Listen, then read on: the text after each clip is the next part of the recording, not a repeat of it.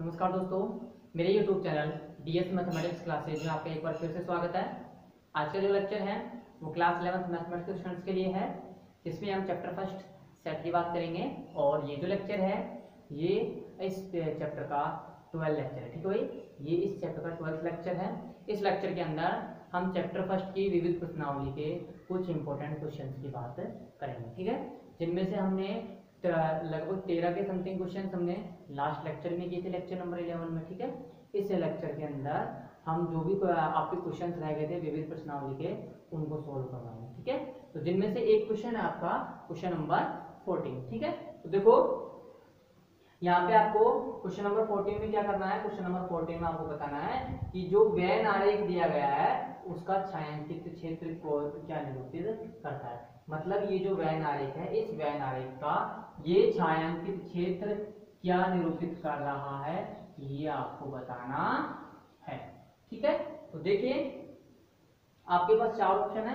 पहला है A intersection B intersection C. ठीक है, दूसरा है A union B intersection C, तीसरा है A intersection B union C, और चौथा है A intersection B union A intersection C. ठीक है, तो इनका बारी बारी से अध्ययन करेंगे, इसमें से कौन सा ऑप्शन सही है। तो आप फर्स्ट ऑप्शन की ओर देखो, तो A intersection B intersection C. ठीक है, ये फाइंड आउट करते हैं। तो देखो ये ए है, ये बी है, दोनों का इंटरसेक्शन निकालो। तो दोनों का इंटरसेक्शन क्या हो जाएगा, ये दोनों का इंटरसेक्शन हो जाएगा। ठीक है, फिर इसका इंटरसेक्शन अगेन किसके साथ निकालो, इस वाले पार्ट का इंटरसेक्शन निकालो इस सेट सी के साथ। तो इस सेट सी के साथ कौन सा हो जाएगा, सिर्फ ये पार्ट होगा इसका। ठीक है, ये पार्ट होगा। तो ये वाला ऑप्शन क्या हो गया, ये वाला ऑप्शन इनकरेक्ट हो गया, क्योंकि हमें तो किसका निकालना है, हमें तो इस पार्ट का निकालना है। ठीक है, हमें क्या करना है, इस पार्ट का निकालना है कि ये कौन सा सेट है। ठीक है, अब देखिए सेकंड ऑप्शन की ओर चलो। फर्स्ट तो आपने आपका फॉल्स हो गया। सेकंड देखो, सेकंड में करना क्या है, ए सेट ए का साथ यूनियन लो सेट बी के साथ, और फिर किसके साथ इंटरसेक्शन लेना है, उसका इंटरसेक्शन लेना है आपको सेट सी के साथ। ठीक है, तो देखो सेट ए और सेट बी का यूनियन लो, तो क्या हो जाएगा, ये यहाँ से लेकर और यहाँ तक ये सेट आ जाएगा। मतलब ये यहाँ से लेकर ये छायांकित भाग आ जाएगा, और फिर इस छायांकित भाग का करना क्या है, सेट सी के साथ इंटरसेक्शन। तो सेट सी के साथ इंटरसेक्शन ये हो गया। ठीक है, सेट सी के साथ इंटरसेक्शन ये हो गया। जबकि आपको किसका फाइंड आउट करना है, आपको फाइंड आउट करना है ये वाला भाग। ठीक है, तो आपका ऑप्शन नंबर सेकंड भी क्या हो गया, इनकरेक्ट हो गया। ठीक है, अब इसी प्रकार थर्ड ऑप्शन पे आओ। थर्ड ऑप्शन में करना क्या है, आपको दोनों सेटों का इंटरसेक्शन लेना है और फिर यूनियन लेना है आपको सेट सी के साथ। ठीक है, तो दोनों का इंटरसेक्शन करो, ये पार्ट आ गया दोनों का इंटरसेक्शन। ठीक है, फिर क्या करना है आपको, फिर आपको सेट सी के साथ यूनियन लेना है। तो फिर इसका सेट सी के साथ यूनियन लो, तो कौन सा पार्ट हो जाएगा, ये पूरा पार्ट हो जाएगा। ठीक है, तो आपको तो फाइंड आउट ये करना है, जबकि आपने ये भी फाइंड आउट कर लिया है। कहने मतलब है इस वाले ऑप्शन के अंदर ये भाग भी आ रहा है, तो ये ऑप्शन आपका इनकरेक्ट हो गया। तो कौन सा सही है, ये फोर्थ ऑप्शन आपका सही। ठीक है, तो ये तो आपको क्वेश्चन नंबर 14। उसके बाद आप देखो क्वेश्चन नंबर 15 आपको स्वयं करना है। 16 में देखो, 16 में करना क्या है, 16 में आपको क्वेश्चन दिया गया जिसमें आपको टोटल पार्ट दिए गए हैं 7। तो 8 पार्ट दिए गए, टोटल 1 पार्ट है ना। एक पार्ट में आपको बताना क्या है, आपको ये बताना है कि इनमें से कौन कौन से जो कलेक्शन है वो क्या है, सेट मतलब कौन कौन से संग्रह यहाँ पर समुच्चय बन रहे हैं। ठीक है, तो ये आपको बताना है कि समुच्चय बन रहे या नहीं बन रहे। लेकिन आपको मैंने बताया था समुच्चय होता क्या है, कि वस्तुओं का एक ऐसा सुपरिभाषित संग्रह या वस्तुओं के सुपरिभाषित संग्रह को क्या बोलते हैं, समुच्चय बोलते हैं। जहाँ पे सुपरिभाषित वर्ड का मीनिंग मैंने बताया था, सुपरिभाषित वर्ड का मीनिंग क्या होता है कि वस्तुओं के चयन का नियम इतना सरल और इतना अधिक स्पष्ट होना चाहिए कि आप यह कह सको कि ये वस्तु संग्रह में होगी या नहीं होगी। ठीक है, तो आपको उस टेक्नीशियन में यूज करना और बताना है कि इनमें से कौन कौन से संग्रह समुच्चय है या नहीं। ठीक है, जिसमें से फर्स्ट है 8 से कम प्राकृत संख्याओं का समुच्चय। ठीक है, 8 से कम प्राकृत संख्याओं का समुच्चय। अब देखो 8 से कम प्राकृत संख्याओं का समूह बनाओ आप, ठीक है। समूह बनाइए आप 8 से कम प्राकृत संख्या। कौन कौन से आएंगे? 1 2 3 4 5 6 और 7, ठीक है। ये क्या है? 8 से कम प्राकृत संख्याएं।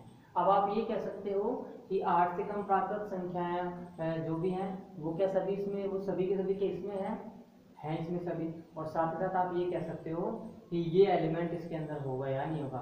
8 से कम जितनी प्राकृत संख्याएं हैं, अगर उनकी मैं एक एक की बात करूं तो आपको चेक करना है कि उनमें से प्रत्येक एलिमेंट क्या इस संग्रह में है या नहीं है, ठीक है। तो देखो आप अगर चेक करते हो तो प्रत्येक एलिमेंट इस संग्रह में है। कहने का मतलब है ये जो संग्रह है ये क्या बन रहा है? समुच्चय बन रहा है, ठीक है। उसके बाद आता है भारत के बड़े नगरों का संग्रह, ठीक है। सेकंड आता है आपका भारत के बड़े नगरों का संग्रह। आप देखो आपसे सिर्फ ये बोला है कि भारत के बड़े नगरों का संग्रह बनाइए। अब आपको ये नहीं बताया कि किस दृष्टिकोण में आपको चेक करना है कि कौन सा नगर बड़ा है, कि आपको नहीं बताया। हो सकता है वो क्षेत्रफल की दृष्टि से बड़ा हो सकता है वो जनसंख्या की दृष्टि से बड़ा हो सकता है वहाँ के संसाधनों की वजह से बड़ा हो, और भी कई रीजन है कि वहाँ के मतलब ये कह सकते हो कि वहाँ के जो भी देखने लायक स्थल है, मतलब पर्यटक स्थल है, उसके अकॉर्डिंग बड़ा हो, ठीक है। तो या फिर वहाँ के जंगलों के अकॉर्डिंग बड़ा हो, या फिर ये कह सकते हो कि वहाँ पे जितने भी क्या नाम से उपजाऊ जो भूमि है, उपजाऊ भूमि है, उसके योग से भी बताओ। तो यहाँ पे कई सारे पॉइंट ऑफ व्यू हैं। मतलब आप किसी एक फिक्स आधार पर नहीं कर सकते ये यहाँ पे बड़ा नगर होगा। हो सकता है कोई भी नगर है वो एक नगर तो जनसंख्या की दृष्टि से बड़ा है और दूसरा क्षेत्रफल की दृष्टि से बड़ा है, ठीक है। तो आप दोनों को थोड़ी ले सकते हो। आपको बड़े नगरों का संग्रह करना है, लेकिन ये नहीं बताया गया आपको कि यहाँ पे किस आधार पर संग्रह करना है। मान लो आपसे कह दिया कि आपको जनसंख्या के आधार पर पढ़ो, तो तब आप किसके आधार पर पढ़ोगे? जनसंख्या के ही आधार पर। लेकिन यहाँ पे तो आपको कुछ भी नहीं दिया गया, आपको कुछ भी नहीं बताया गया कि आपको किस अकॉर्डिंग संग्रह बनाना है, ठीक है। तो ये जितना ये जो आपका संग्रह है ये समुच्चय नहीं बनेगा, ठीक है। ये समुच्चय नहीं बने, मतलब आप एक ऐसा नियम नहीं बता पा रहे कि जिसके द्वारा ये कहा जा सके कि ये अवयव इस समुच्चय में होगा या नहीं होगा, या फिर ये अवयव इस संग्रह में होगा या नहीं होगा, ठीक है। तो उसके बाद देखो थर्ड आता है विभिन्न प्रकार की ज्यामितीय आकृतियों का संग्रह, ठीक है। थर्ड आता है विभिन्न प्रकार की ज्यामितीय आकृतियों का संग्रह, ठीक है। विभिन्न प्रकार की ज्यामितीय आकृतियों का संग्रह, ठीक है।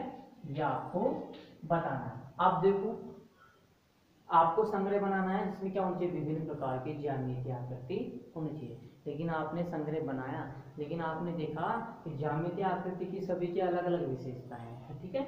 जैसे आपने सर्कल ले लिया, ठीक है, और आपने एक स्क्वायर ले लिया, ठीक है। अब आप ये थोड़ी कह सकते हो कि दोनों के क्षेत्रफल ही बराबर है, ठीक है। आप ये थोड़ी कह सकते हो कि इसके गुणधर्म के बराबर है। भाई इसके क्षेत्रफल का फॉर्मूला अलग होता है, इसके क्षेत्रफल का फॉर्मूला अलग होता है। इसके अंदर आप क्या निकालते थे? फिर परिमाप निकालते थे। परिमाप के लिए आपको क्या निकालने पड़ते हैं? इसमें परिधि निकालनी पड़ती है, और जबकि इसमें चारों भुजाओं की लंबाई निकालनी पड़ती है, ठीक है। तो आपको ये नहीं बताया गया कि आपको ज्यामितीय आकृतियों का संग्रह किस आधार पर करना है, ठीक है। तो आपको कोई ऐसा नियम नहीं दिया गया जिसके द्वारा आप ये कह सको ये ज्यामितीय आकृति हमारे संग्रह में होगी या फिर नहीं होगी। हो सकता है आप संग्रह बना रहे हो, लेकिन आप किसके अकॉर्डिंग बना रहे हो? आप बना रहे हो क्या नाम से उनके परिमाप के आधार पर, लेकिन वो परिमाप की बजाय नहीं पूछ रहा, वो पूछ रहा है किसके अकॉर्डिंग? आयतन के आधार पर पूछ रहा हो, या फिर आप क्षेत्रफल के आधार पर पूछ रहे हो। वो सामने वाला जरूरी नहीं है कि जो सामने वाला है जो आपके पॉइंट ऑफ व्यू से सोच रहा है उसका कोई पॉइंट ऑफ व्यू दूसरा भी हो सकता है। तो आपको कोई नियम ऐसे स्पष्ट नहीं दिया गया जिसके द्वारा मैं कह सकूँ यह अवयव इस संग्रह में होगा या नहीं होगा, ठीक है। तो ये भी क्या है? ये संग्रह की समूह नहीं है, ठीक है। फिर उसके बाद आता है संख्या 46 को विभाजित करने वाले, संख्या 46 को विभाजित करने वाले सभी पूर्ण संख्याओं का संग्रह, ठीक है। संख्या 46 को विभाजित करने वाले, संख्या 46 को विभाजित करने वाले सभी पूर्ण संख्याओं का संग्रह। ठीक है, सभी पूर्ण संख्याओं का संग्रह। ठीक है, सभी पूर्ण संख्याओं का संग्रह। ठीक है, आप देखो संख्या 46 को कौन कौन विभाजित करते हैं। आपको पता है संख्या 46 को विभाजित करने वाली पूर्ण संख्या कौन कौन सी होती है। पूर्ण संख्या प्रारंभ होती है 0 से। ठीक है, लेकिन आपको पता है 0 विभाजित नहीं करती। तो जो जो भी संख्या विभाजित करेंगे आप उनको समुच्चय बना सकते हो, यानी मतलब समूह बना सकते हो। और वो समूह में आप ये कह सकते हो कि ये अवयव इस समुच्चय के अंदर होगा या नहीं होगा। ठीक है, तो ये क्या है, ये संग्रह समुच्चय। इसी प्रकार पांचवा है कि विश्व के सर्वश्रेष्ठ 20 क्रिकेट बल्लेबाजों का संग्रह। ठीक है, विश्व के सर्वश्रेष्ठ 20 क्रिकेट के बल्लेबाजों का संग्रह। ठीक है, 20 क्रिकेट के बल्लेबाजों का संग्रह। ठीक है, 20 क्रिकेट के बल्लेबाजों का संग्रह। ये आपको बताना है कि क्या ये जो संग्रह समुच्चय है या नहीं। ठीक है, देखो इसमें आप संग्रह इस आधार पे बना सकते हो कि जिसने सबसे ज्यादा रन बनाए उस आधार पे आप संग्रह बना सकते हो, या जिसने सबसे ज्यादा विकेट लिए उस आधार पे संग्रह बना सकते हो, या जो सबसे कम जिसका सबसे ज्यादा औसत है उसके आधार पे बना सकते हो, या जो सबसे कम बार आउट हुआ है उसके आधार पर बना सकते हो, या जिसने सबसे कम मैच खेले हैं उसके आधार पर बना सकते हो, या जिसने सबसे ज़्यादा मैच खेले हैं उस आधार पर बना सकते हो। ठीक है, तो आपके पास समुच्चय बनाने के बहुत सारे आधार हैं, लेकिन मतलब बहुत सारे नियम है, लेकिन आपको एक पर्टिकुलर नियम नहीं दे रखा कि आप उसके द्वारा यह कह सको ये बल्लेबाज इस संग्रह में शामिल होगा या नहीं होगा। ठीक है, आपको यह नहीं बताया गया, स्पष्ट नहीं किया है इसके अंदर कि ये बल्लेबाज इस संग्रह में होगा या नहीं होगा। तो ये जो संग्रह है ये समुच्चय नहीं है। इसी प्रकार छठे पार्ट के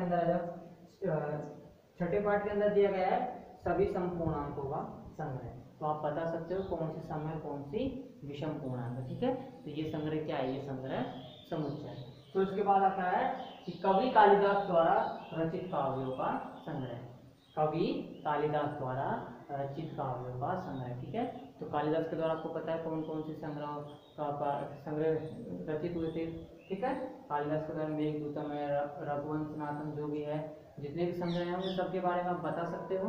तो ये जो 7th है कि कवि कालिदास के द्वारा रचित काव्यों का संग्रह। ये काव्यों का संग्रह क्या है, ये संग्रह समुच्चय है। और लास्ट आती है भारतीय संस्कृति में योगदान देने वाले महापुरुषों का संग्रह।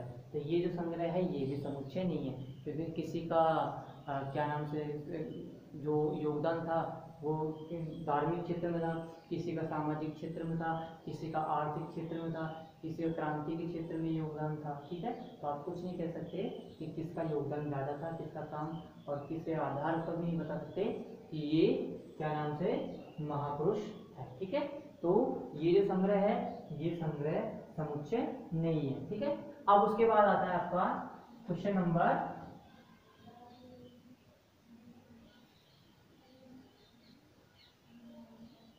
नेक्स्ट आता है क्वेश्चन नंबर 17। ठीक है, क्वेश्चन नंबर 17 के फर्स्ट में देखो आपको करना क्या है, समुच्चय का रोस्टर रूप लिखना है। नियम रूप दिया गया है और आपको समुच्चय क्या लिखना है, रोस्टर रूप लिखना है। ठीक है, तो फर्स्ट में आपको देखो क्या दिया गया है, सेट ए दिया गया है जिसमें एलिमेंट के तौर पे कौन है, x, और वो x क्या है, प्राकृत संख्या, और कहां से कहां तक की प्राकृत संख्या है, 2 के बराबर है, 9 के बराबर है, और 2 और 9 के बीच में। ठीक है, कहने मतलब आपको नियम रूप में दिया गया है समुच्चय, उसको किस रूप में लिखना है, रोस्टर रूप में लिखना है। तो आपको इसके अकॉर्डिंग पता चल ही रहा होगा कि इस समुच्चय में कौन कौन सी प्राकृत संख्याएं होंगी, जो 2 के बराबर होंगी, 9 के बराबर होंगी, दोनों के बीच के होंगे। तो आप बता सकते कौन कौन सी संख्या आएंगे इस समुच्चय में, 2, 3, 4, 5, 6, 7, 8, 9। ठीक है, ये जितनी भी प्राकृत संख्याएं ये किसके अंदर आएंगे, समुच्चय के अंदर आएंगे। इसी प्रकार नेक्स्ट आ जाओ सेकंड पार्ट। सेकंड पार्ट में दिया गया है एक समुच्चय बी जिसमें एलिमेंट है x, और x क्या है, दो अंकों की प्राकृत संख्या, x क्या है, दो अंकों की प्राकृत संख्या, दो अंकों की प्राकृत संख्या, प्राकृत संख्या जिसके अंकों का योग कितना हो, जिसके अंकों का योग कितना हो, अंकों का योग 60 हो। ठीक है भाई, कितना हो, 60 हो। ठीक है, तो बताइए दो अंकों की प्राकृत संख्या कौन कौन सी है। एक तो ये अगर आप बात करते हो तो आप 0 और 6 का सम करो, कितना आ रहा है, 60। ठीक है, लेकिन जब इसकी बात करते हो तो ये क्या है, ये दो अंक की संख्या नहीं है, ये कितने अंक की संख्या है, ये एक अंक की संख्या है। ठीक है, तो इसको आप संग्रह में शामिल नहीं करोगे। अब ऐसी संख्या देखो जिनका अंकों का योग 4 है, तो पहली कौन सी है, 15, फिर उसके बाद 24, फिर उसके बाद 33, फिर उसके बाद 42, फिर उसके बाद 51 और फिर उसके बाद 60। हाँ, ये दो अंकों की संख्या है, तो इसका रोस्टर रूट ये हो गया। ठीक है, इसी प्रकार पार्ट सी में, थर्ड में आओ। पार्ट थर्ड के अंदर आपको एक समुच्चय दिया सी। सी में क्या है, आपको क्या बताना है, समुच्चय सी में आपको उन एलिमेंट्स का कलेक्शन करना है जो कि क्या है, एक्स मैथमेटिक्स शब्द के अक्षरों से बना समुच्चय। ठीक है, एक्स क्या है, मैथमेटिक्स शब्द का अक्षर। ठीक है, एक्स क्या है, मैथमेटिक्स शब्द का अक्षर है। ठीक है, तो ये समुच्चय बनाना है। इस समुच्चय के अंदर कौन कौन सी संख्या होंगी आप बता सकते हो, कौन कौन से होंगे, एम होगी, ए होगी, टी होगी, एच होगी, ई होगी, एम आ चुका, ए आ चुका, टी आ चुका, आई होगा, सी होगा, एस होगा। ठीक है, तो इसको आप रोस्टर रूप में लिख सकते हो। ठीक है, इसी प्रकार फोर्थ में है कि आपको एक सेट दिया गया डी, डी के अंदर वे सारी संख्या एक्स हैं जो कि क्या है, जो कि 50 से छोटी अभाज्य संख्या। ठीक है, जो कि 50 से छोटी अभाज्य संख्या है। ठीक है, जो कि क्या है, 50 से छोटी अभाज्य संख्या। तो आप बता सकते हो 50 से छोटी सब अभाज्य संख्या कौन कौन सी है, 2, 3, 5, 7, 11, 13, 17, 19, 23, 32, ये जितनी भी 31 पाकर जितनी भी जो संख्याएं हैं सभी कैसे हैं, 50 से छोटी अभाज्य संख्या। ठीक है, तो आप इसको रोस्टर रूप में लिख सकते हो और इसका रोस्टर रूप हो जाएगा क्या, 2, 3, 5, 7, 11, 13, 17, 19, 23, 29, 31, 37, 41, 43, 47। ठीक है, तो ये 50 से छोटी क्या हो गया, अभाज्य संख्या होगी। ये आपको क्वेश्चन नंबर 18 हो गया, सॉरी 17। क्वेश्चन नंबर 18 को आप स्वयं कर लेना। क्वेश्चन नंबर 19 भी आप स्वयं कर सकते हो, 20 भी मैंने आपको करा दिया है। क्वेश्चन नंबर 21 की बात करते हैं। ठीक है, क्वेश्चन नंबर 21 की बात करते हैं। 21 में देखो आपको दिया गया है एक सेट। ठीक है, क्वेश्चन नंबर 21 के अंदर आपको एक सेट दिया गया है ए, जो कि कैसा सेट है, एम्प्टी सेट। और क्या फाइंड आउट करना है, ये बताना है कि इसके पावर सेट में कितने एलिमेंट होंगे। ठीक है, इसके पावर सेट में कितने एलिमेंट होंगे। तो सबसे पहले देखो सेट ए कैसा है, एम्प्टी सेट। एम्प्टी सेट में कितने अवयव होते हैं, 0। ठीक है, कितने अवयव हैं इसके अंदर अवयव हैं 0। ठीक है, अब इसके अंदर 0 है तो इसके पावर सेट के अंदर कितने एलिमेंट होंगे, इसके पावर सेट के अंदर एलिमेंट होंगे 2 की पावर 0। और 2 की पावर 0 कितना होता है, 2 की पावर 0 होता है 1। ठीक है, यानी मतलब इसके पावर सेट में कितने एलिमेंट होंगे, इसके पावर सेट में एलिमेंट होंगे 1। और इसका पावर सेट अगर बनाते हो तो पावर सेट बना के देख लो, उसमें चेक कर लो पावर सेट में कौन आएगा, ये सेट स्टम ही आएगा। ठीक है, कि प्रत्येक सेट क्या होता है, स्टम का सबसेट। और पावर सेट क्या होता है, किसी भी सेट के सबसेट्स का समुच्चय। ठीक है, तो इसमें ये खुद आएगा और ये एक ही एलिमेंट है, तो मतलब इसके पावर सेट में कितने एलिमेंट है, टोटल 1। ठीक है, उसके पश्चात क्वेश्चन नंबर 22 देख लीजिए। क्वेश्चन नंबर 22 में करना क्या है, समुच्चय को अंतराल रूप में लिखना है। ठीक है, समुच्चय को अंतराल रूप में लिखिए। ठीक है, समुच्चय को अंतराल रूप में लिखिए। तो देखो किस प्रकार से लिखना अंतराल रूप में।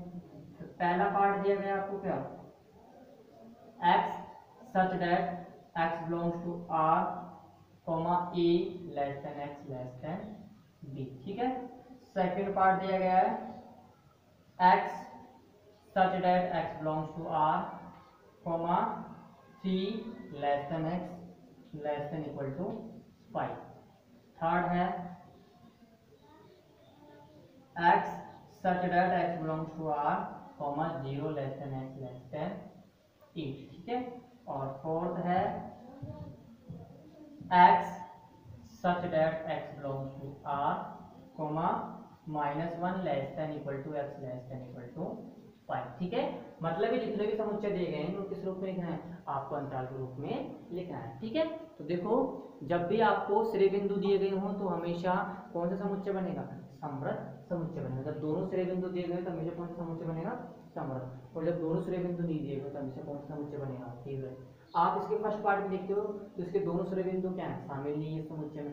दैट मीन से कौन सा इंटरवल बनेगा, ये बनेगा ओपन इंटरवल। ठीक है, और ये कहां से कहां तक बनेगा, ये बनेगा ए से लेकर बी तक ओपन इंटरवल। ठीक है, अब इसी प्रकार सेकंड पार्ट ही, सेकंड के अंदर आप देखते हो तो इस समुच्चय के अंदर इसमें दायां सिरा बिंदु तो शामिल है लेकिन बायां सिरा बिंदु शामिल नहीं है। तो ये कौन सा समुच्चय बनाएगा, जिसमें दायां सिरा बिंदु शामिल हो वो हमेशा बनता है अर्धसमवर्त अंतराल।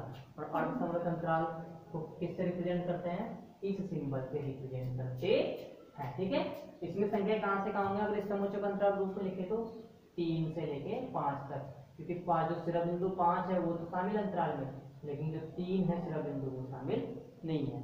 इसी प्रकार जिस अंतराल के अंदर दायां सिरा बिंदु शामिल नहीं हो लेकिन बायां सिरा बिंदु हो तो वो अंतराल कौन सा कहलाता है, वो कहलाता है अर्धतीव्रत अंतराल।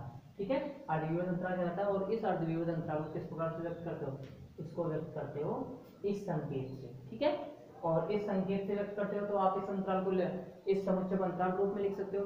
अंतराल रूप में कैसे लिखोगे, 0,1। ठीक है, और इसी प्रकार इसको तो आपको पता ही कौन सा, दोनों सिरे बिंदु है तो इसको आप क्या बोल सकते हो, समवर्त अंतराल। और समवर्त अंतराल में संख्या कहां से कहां होंगी, -1 से 5 तक। ठीक है, तो ये आपका क्वेश्चन नंबर 22 भी कंप्लीट होता हो। ठीक है, उसके पश्चात क्वेश्चन नंबर 23 देखो। उसके पश्चात क्वेश्चन नंबर 23 है कि निम्नलिखित अंतराल को समुच्चय निर्माण रूप में लिखिए। ठीक है, निम्नलिखित अंतराल को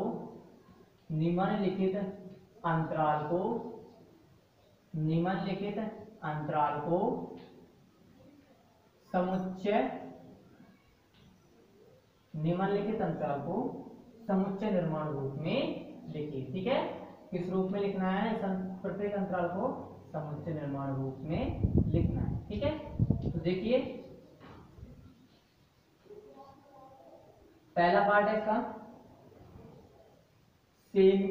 पहला है विवृत अंतराल 2 से 5। ठीक है, पहला कौन सा है, विवृत अंतराल 2 से 5। दूसरा है अर्धविवृत अंतराल 0 से 7। तीसरा है समवर्त अंतराल 2 से 10। और चौथा है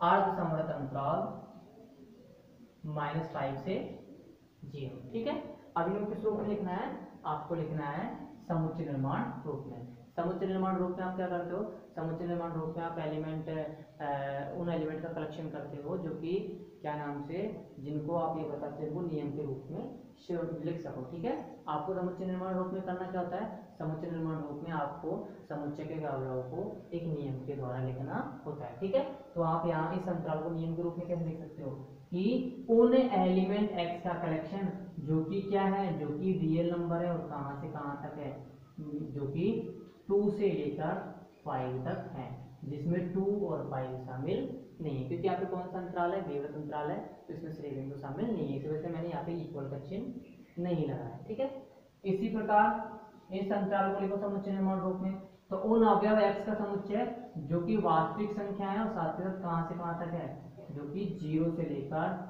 7 तक है, जिसमें 0 भी शामिल है। ठीक है, जिसमें 0 क्या है, शामिल है। इसी प्रकार इस अंतराल को लिखो, ये अंतराल कैसा है, समवर्त अंतराल, तो समवर्त अंतराल में दोनों सिरे शामिल होंगे, उसको किस प्रकार से लिखोगे कि उन अवयवों x का समुच्चय जो कि क्या है, वास्तविक संख्या है और साथ ही कहां से कहां तक है, 2 से लेकर 10 के बीच की सभी संख्याएं हैं और 2 और 10 भी शामिल है। ठीक है, तो ये क्या हो गया इसका समुच्चय निर्माण रूप वैसे अंतराल का। अब इस अंतराल का भी आप क्या लिख सकते हो, सिमिलरली इस अंतराल का भी समुच्चय निर्माण रूप लिख सकते हो कि x such that x belongs to r -5 less than x less than equal to 0। ठीक है, तो ये इस अंतराल का समुच्चय निर्माण रूप हो गया। तो ये आपका क्वेश्चन नंबर 23 भी कंप्लीट हो गया। ठीक है, अब देखिए आप इसके बाद क्वेश्चन नंबर 24 देख लीजिए, लास्ट आपका क्वेश्चन है वो भी देख लीजिए, क्वेश्चन नंबर 24। ठीक है, बाकी जो 2-3 क्वेश्चन है एक्सरसाइज के लास्ट के वो खुद आप सोल्व कर लेना, ज्यादा डिफिकल्ट नहीं है, मैंने बता दिया है उनका एक दो एग्जांपल मैंने पहले ही करा दिया है। ठीक है, तो क्वेश्चन नंबर 24 इस चैप्टर का लास्ट, और इसमें आपको 2 साइड दिए गए ए और बी। ठीक है, ए में क्या है, ए में आपको दिया गया है कि वे संख्याएं x जो कि क्या है प्राकृत संख्याएं और कहां से कहां तक है, जो कि 2 से लेकर 9 तक संख्याएं हैं, जो क्या है 2 से लेकर 9 तक की प्राकृत संख्याएं। और सेट बी में क्या है, सेट बी में वे संख्याएं x हैं जहां x क्या है 2 अंकों की प्राकृत संख्या है, x क्या है 2 अंकों की प्राकृत संख्या है, 2 अंकों की प्राकृत संख्या है, जिनके अंकों का योगफल कितना है, जिनके अंकों का योगफल कितना आएगा 1 आएगा। ठीक है, जिनके अंकों का योगफल कितना आएगा 1 हो। ठीक है भाई, कितना होना चाहिए 8 होना चाहिए। तो ये आपको इस क्वेश्चन के अंदर 2 समुच्चय देंगे, इसमें ए सेट ए में तो वे प्राकृत संख्या लेंगे जो 2 से 9 के बीच में हो और उनके बराबर हो, और सेट बी में वे 2 अंक की संख्या लेनी है प्राकृत संख्या जिनके अंकों का योग कितना होना चाहिए 8 होना चाहिए। तो इन दोनों समुच्चयों को आप किस रूप में लिखो, तो इनको नियम रूप से आप किस में चेंज करोगे, सबसे पहले चेंज करोगे रोस्टर रूप में। ठीक है, तो रोस्टर रूप में सेट में एलिमेंट कौन कौन से होंगे 2 3 4 5 6 7 8 और 9। ठीक है, समुच्चय बी में कौन कौन संख्या होंगी, 2 अंकों की संख्या बताओ जिनके अंकों का योगफल कितना हो 8 आ रहा हो। तो पहली कौन सी 17, दूसरी 26, तीसरी कौन सी है 35, चौथी क्या है 44, और पांचवी है 53, फिर आता है 62, और फिर आता है 71, और एक और आती है कौन सी 8 और 0 मतलब 80। ठीक है, तो ये समुच्चय बी का क्या है, समुच्चय बी का रोस्टर रूप है। अगर आप 0 8 लिखते हो तो एक अंक की बनेगी संख्या, ना कि 2 अंक की। 0 8 शामिल नहीं होगी, 8 0 शामिल हो सकती है, 80 शामिल हो सकता है, लेकिन 8 शामिल नहीं हो सकता। कहीं आप सोचो कि 8 को आप ऐसे लिख सकते हैं 0 8 लिखोगे ऐसा 8 को, तो यहाँ पे ये एक अंक की ही संख्या है, ना कि 2 अंक की। ठीक है, तो आपको कौन सी शामिल करनी है प्राकृत संख्या है जो कि क्या हो 2 अंक की हो। अब आपको समुच्चय पता चल गए, अब इन समुच्चय के आधार पर क्या फाइंड आउट करना है, ए यूनियन बी, दूसरा फाइंड आउट करना है ए इंटरसेक्शन बी, तीसरा फाइंड आउट करना है ए माइनस बी, और चौथा फाइंड आउट करना है A minus B union B minus A. ठीक है, और उसके बाद कुछ नहीं करना आपको, सिर्फ ये 4 पार्ट फाइंड आउट करना है। अब देखो चारों पार्ट कैसे फाइंड आउट करोगे, ए यूनियन बी के अंदर कौन कौन से एलिमेंट होंगे, वे एलिमेंट जो कि समुच्चय ए में हो या बी में हो या दोनों में हो। ठीक है, लेकिन आप एक चीज देखिए, जब भी आप दोनों सेटों की अगर बात करते हैं तो दोनों सेटों में कोई भी एलिमेंट कॉमन नहीं है।